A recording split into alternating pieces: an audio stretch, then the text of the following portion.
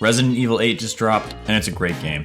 Unlike Resident Evil 7, the combat in 8 is more like the combat in Resident Evil 4, meaning there's a lot more enemies and a lot more bullets to shoot them with. But what if I sell all my guns, unlock my inner drunk man on the street at 3 AM, and try to beat up everything I see with my hands? Can I beat Resident Evil 8 with only my knife? Here's the challenge layout. I play the game as normal, but I can't use any firearms or bombs. That means no pistols, no grenades, no mines, and no shotgun. If this was Resident Evil 7 or Resident Evil 2 or 3 remake, not using firearms might be a little easy because those games are set at a slower pace and have less enemies. But in 8, you get swarmed. Enemies are weaker compared to the last few Resident Evil games, but the sheer number of them makes the fights unavoidable. Oh yeah, spoiler warning for the whole game. In the beginning, the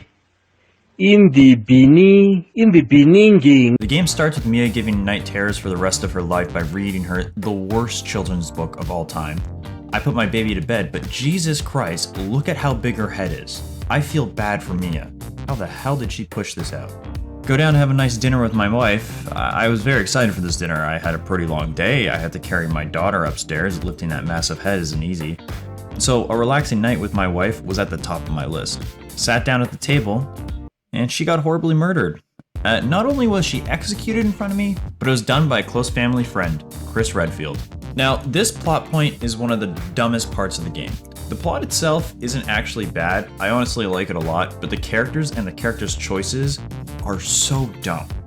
Chris comes to your house to kill your wife, because she's actually the main villain of the story, Miranda, posing as your wife. Now he could tell Ethan the truth so he understands what's going on, but Chris decides to tell Ethan the truth at the end of the game. It's not like anything changes, he could have just told him now, but the game wants the player to think that Chris is evil for some reason. After getting knocked out by Chris's men, you wake up in an overturned van in the middle of nowhere. After walking through what is probably the scariest forest in existence, you finally arrive at the village. You meet this old man who kindly gives you a gun before he gets raptured through the attic.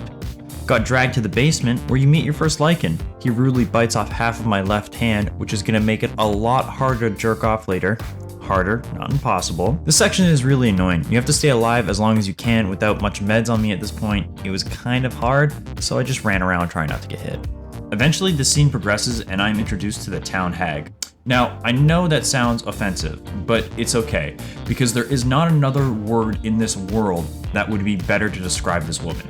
Look at this chick. She's openly carrying around 2 human skulls. Like if there's ever anyone in human history who should be burnt at the stake because you think they are a witch, it would be her.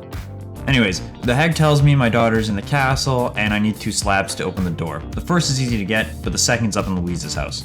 To get there, I have to run through a wheat field with patrolling enemies. Now, if you've seen any of my other videos, you would know that I'm a pussy.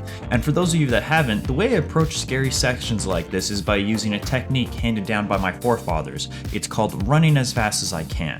Somehow made it undetected and gone to the shed where Ethan meets his new wife. He moved on fast. At Louise's house, they explain what little they know about what's going on. This man goes full ape and murders everybody in the room. Instead of just breaking down this door that only has wood planks on it, Ethan decides to ram his car into a stone wall. Of course that doesn't work. You try to escape to the roof, where Ethan's new wife dies. The writers needed a reason for you to be alone again, so they just kind of make her give up on life halfway through the escape. With both slabs in hand, I make it to the castle. I get inside and I'm captured by Steampunk Magneto. You awaken a meeting with the 4 lords and Mother Miranda. For some reason, instead of just easily killing Ethan, they decide to hunt him for fun. You run through the trap-filled caves, somehow survive this trap and cut off your chains at the same time, left the caves, and I entered the castle grounds. Here are 10 real vampires caught on camera and spotted in real life. When you get to the vineyard, you're introduced to the Duke. He's the merchant of the game, and man do I feel bad for the horses that brought him in on that carriage.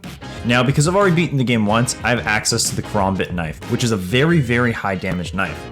I thought the challenge would basically be impossible without the knife, but once I started to use it, I realized it was way too overpowered and made the challenge way too easy. So I only used it for this section of the game. Got into the castle and met the sisters. This intro scene left me equal parts scared and aroused.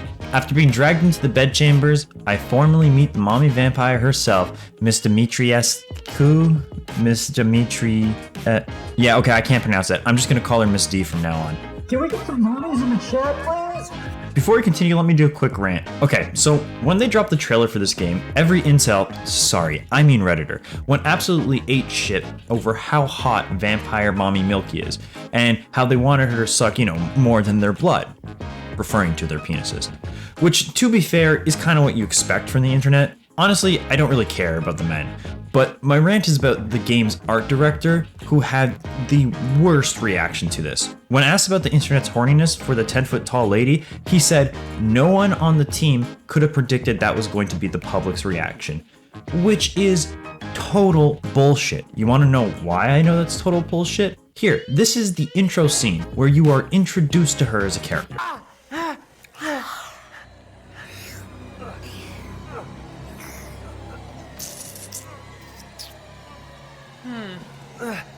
You are telling me a whole team of animators made that, and not one of them thought that all the 15-year-old boys that play this game aren't gonna immediately get a submissive fetish? Yeah, okay, sure. But honestly, she's still probably the strongest character in the game and my favorite. And it's not just because of her titties, okay? Back to the challenge. I escape the bedroom in the most painful way possible, get chased by one of the three sisters, and end up in the basement of the castle, where you fight your first zombie-type enemy of the area. Fun fact, if you go into the concept art, it tells you that all the enemies in this section, including the flying ones, yeah, they're all girls. So you can say, by me killing all these girls, I'm an ally. Hell yeah. After wandering around the basement for a bit, I ended up being chased again by the same sister from earlier. She corners me into her room, and during that cutscene, Ethan uses his gun to break a window. Gun uses in cutscenes like this one are not going to count as a fail. I obviously can't control what happens in the cutscene, so... The fight was honestly super easy, and it's because I'm using the overpowered knife at this point in the challenge. It only took me about 15 seconds to kill her with my melees. After a bit more wandering around the castle, I end up inside Miss D's room. I stole her key and head out the door when she walks in. She chokeslams me so hard I end up 4 floors down, and this is Ethan's response to that. Go ahead, do your worst. Like, really, dude? You're not gonna comment on how she just broke the sound barrier slamming you down that fast and hard? Like, how are you not shitting and pissing your pants right now, Ethan? If this happened to me, I would just end myself on the spot to save myself the trouble of being scared for 5 minutes before she hunts me down and turns me inside out with her gargantuan hands. I proceed through the basement and get to a gate. I turn the lever, and Miss D cuts my hand off like it was an anime. See, now it's gonna be a lot harder to jerk off. Still not impossible though. My mouth still works.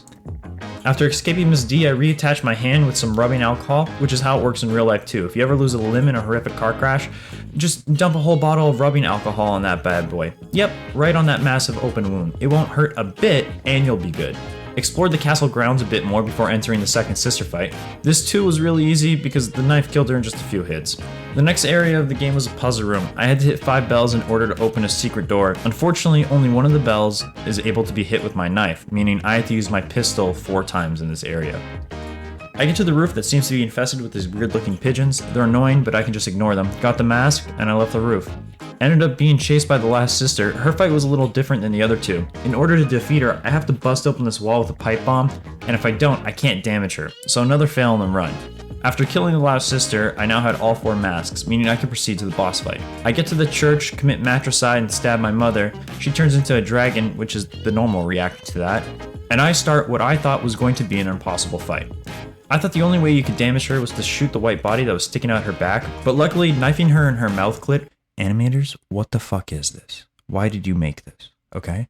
The scene progressed. We got up to the top of the tower, I knifed her a few more times, we fell to the bottom, and I killed my first lord, Miss Demetrius to Kalu. Miss Demetriesti? Miss... You know what? Whatever, bro. She's dead. Who cares? Whatever. I got my first flask, and I left the castle.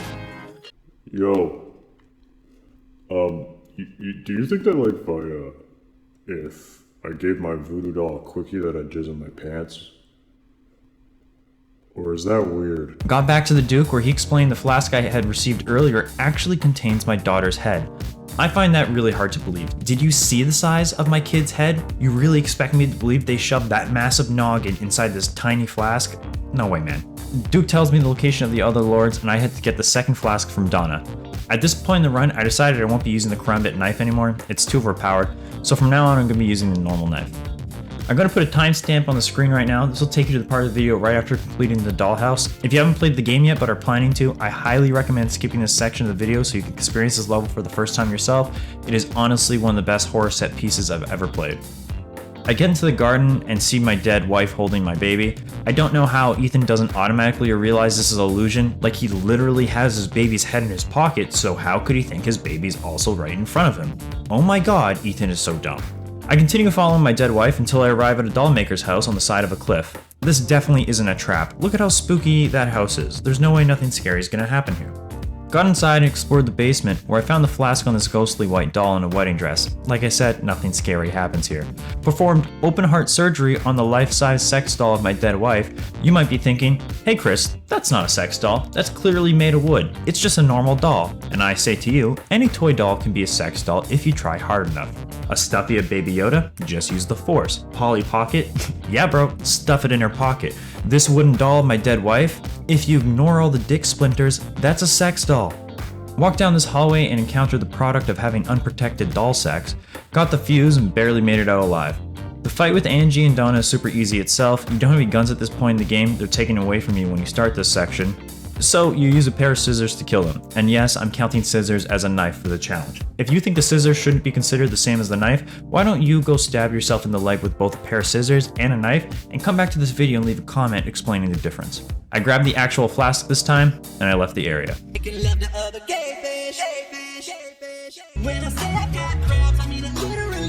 This section of the game has you go steal the flask from Moreau in the fishing village. I traveled through some mine shafts. Mine Shafts is the best Minecraft porn parody title, calling it. Met Moreau watching the worst show on TV. There are people in Hawaii, there are people that he's grown up. Now the flask is right within reach of Ethan, and he's able to grab it, but instead of quickly booking out of the area, he decides he wants to taunt Moreau. This is what I mean when I say Ethan is an idiot. He could have had the third flask and be on his way out, but because he decided to stay and talk to this very obviously evil creature, I get trapped in the area and have to fight the ugly fishman to escape. I really hate Ethan. I steal some boat keys, just book it from these enemies, get in the boat, and make my way downriver where I meet up with Chris. For some reason, Chris chooses not to tell Ethan that the girl he killed earlier wasn't really Mia. It makes no sense. If Chris tells him the truth, they can work together to stop Miranda instead of being at odds with each other. But I guess the game just wants the players to think Chris is evil still, so... Before I can finish my conversation with Chris, a giant fish monster attacks me, and I land on a dock with Moreau. We have another conversation, he pukes on my lap like a college freshman trying to drink as much as he can to impress girls that are way too out of his league. He falls in the water and turns into a giant fish. This part of the level is pretty easy. There's no fighting with enemies, just a few puzzles. I did have to use my pistol twice to knock down this bridge, but other than that, turning on the power was easy. After draining the swamp, I met up with the first fish that ever grew legs. Yeah, you know the one that's in each biology textbook? That's him. The Moreau boss fight took a long time. Using a normal knife meant doing basically 0 damage with each hit, and Moreau's attacks were easy to guard against because of how telegraphed his movements are. Like Mommy Miss D, I had originally thought you could only damage his body when it appeared from his mouth, but if I attacked his legs, he would take damage. After 12 minutes of constant slashing, he was dead. Got out of the area after talking to Heisenberg, told me if I wanted his flask I could go clear the stronghold for him. So, I headed there. Apes, together, strong! Now, before actually heading to the stronghold, I decided to farm for all the upgrades I could get. I had to get the meat from the cannibals later, but luckily you could just break the locks on the door and escape the fight. Other than that, the only meal I couldn't make was the last guard buff meal. This is because you need to kill a blue bird in a tree to get that juicy game, but Ethan's arms are not long enough to melee it. Made my way to the stronghold. This area is one of the most enemy dense parts of the game, meaning it's going to be the hardest. The good thing is I can run past the enemies in this section. I'm not forced to fight them. Ziplined past some lichens and got to the top floor. This is the same as before. I'm not forced to fight them, I just have to get past them. So I eat a hit from this guy and run past. Got to the basement where I have the Stronghold Boss fight. The good thing about this fight is that there was no good things and I was screwed. Look at my tiny knife compared to his big hammer. I took a lot of damage this fight, but because I wasn't spending money on guns or ammo, I had bought a lot of first aid meds. This fight took time. I'm pretty sure every time I swung at him and it hit his hammer, he would take no damage. As the fight went on, he would spawn smaller lichens. Thankfully, he would just kill them when he was attacking me. After 8 minutes, I defeated the giant. I grabbed the last flask, and Heisenberg told me he wants to help me get Rose back. So, I headed his way. Hello, welcome back to Truth Teller News, where we ask the tough questions. Was Heinz ketchup behind the January 6th insurrection? Entered the factory and talked to Heisenberger. He explains he wants to help me get back Rose and kill Miranda in exchange for using Rose to help him kill Miranda. Honestly, that's probably the best thing that could happen to Ethan right now. With Heisenberg's metal army and supernatural powers, killing Miranda would be easy, and he'd get Rose back no problem, but Ethan is extremely dumb. He doesn't like the idea of Rose being a weapon, so instead of working with Heisenberger, he chooses to become his enemy. I don't know why Ethan just didn't lie to him and wait until they got Rose back to tell him that he wasn't cool with the whole weapon thingy. Actually, that's not true. I do know why. It's because Ethan is stupid. After refusing his deal, Heisenberg throws me down the hole where I find part of the missing Malaysia flight. This factory level is pretty hard. A lot of enemies here have a large health pool and the ability to block attacks from the front. Fortunately, like the Stronghold, you can run past the majority of enemies here. I did have to use my pistol around 4 times to stop this fan though. When I got to the top floor, another fan started to suck me up. I tried to knife it, but of course that didn't work. So I used my pistol a 5th time this level. Got the horse key, but before I headed to the top floor, I wanted to solve the tower labyrinth. I missed it on my first run and I want to solve all 4. I thought it was going to be like an easy 2 minutes and I'll get 30 grand from it. But I think my brain stopped functioning for a bit here, because it took me 12 minutes to solve this puzzle. What ended up fucking me the most in this puzzle was the last bit. The ball drops on this little trolley. I thought you had to tilt the ball in the trolley all the way to the end and kept trying to do that, but for some reason the trolley wouldn't respond to me tilting. Well, turns out the trolley moves on its own. I just have to land in it and then roll out of it once it gets to the other end. When my brain function returned, I realized this and was finally able to solve the puzzle. Got to the top floor and had my fight with the Jethead. It wasn't too bad. You just have to bait him to charging so he stuns himself, and while he's stunned, you hit him in the back. He doesn't have a super large amount of health, so it only took me 5 minutes. I get to the exit of the factory where Heisenberg was waiting for me. He mutates and throws me back down into the basement. This is where Chris finally tells me the truth about what's going on, and it makes no sense to only tell Ethan now. He claims the reason he didn't want to tell Ethan was because he didn't want him to get involved, but he knew Ethan was involved when he met him at the fishing village, so why not tell him then? Like, honestly, the only shitty thing about this game are the characters. Ethan is very dumb, and oh my god are his one-liners bad. I get in this mini tank and head to fight Heisenberg. Now, there's no way for me to complete this fight without using the tank for the first half. The game doesn't give you an option to get out, so I have to use it. I will count this whole section as one fail. During the second half of the fight, I'm thrown out of the tank and able to switch to my knife. Because his health is already low, and because his swings are very easy to spot and guard, this was the easiest boss fight out of the 4. After killing Heisenberger, Miranda appears, she taunts me a bit, Ethan delivers probably the only one-liner in the game that's good. Fuck you, you crazy bitch! And she goes full Mortal Kombat while removing my heart from my chest and then pouring the blood all over herself. Maybe if Ethan dumps a whole bottle of rubbing alcohol onto his open chest wound, he'll be okay? Number 1. Alpha males hide their feelings. The game's mood shifts from the scary Resident Evil 7 and 4 to the alpha male propaganda that is Resident Evil 5 and 6, as I take control of Chris for the next level. Luckily, the knife Chris uses is the overpowered one, so the fights with normal enemies were pretty easy here. About 1 hit each and they were dead. I ran past all the tough enemies and made it to the graveyard. I have to use a laser target to mark a giant mold thing for bombing, so I don't really know if this counts as a failure. Like, yes, it's not a knife, but it's also kind of like a key item.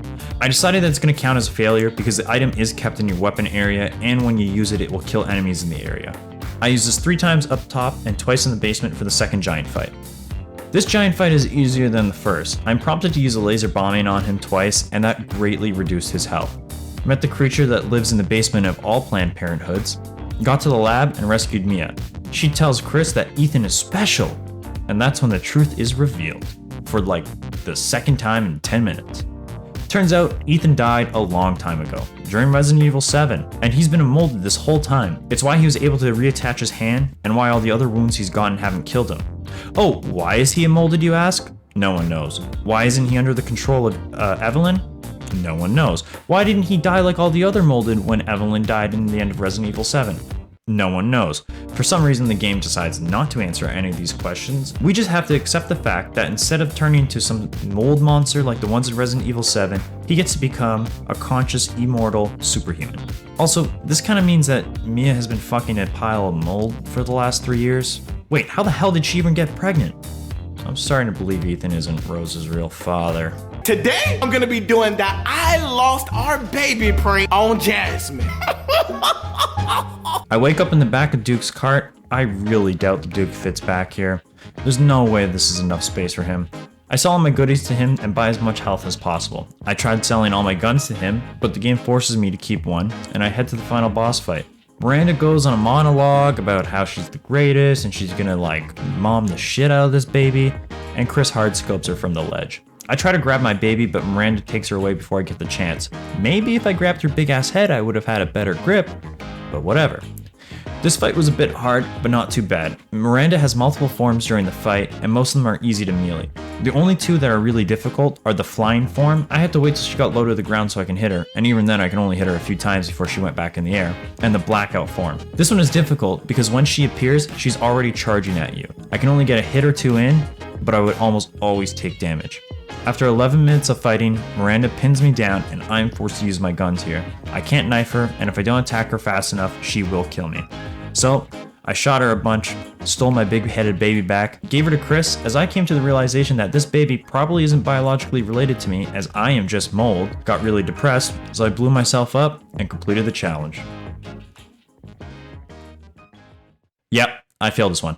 I didn't think this was possible at all, but while recording this video I noticed in the challenge section of the menu, there's one challenge about finishing the whole game knife only, excluding the Heisenberg fight and the end with Miranda. I actually didn't even get this achievement, even though I didn't use any of my guns on enemies other than those two fights, but I think I failed because the pipe bomb I threw to open the hole in the wall during the last sister fight must have also damaged her.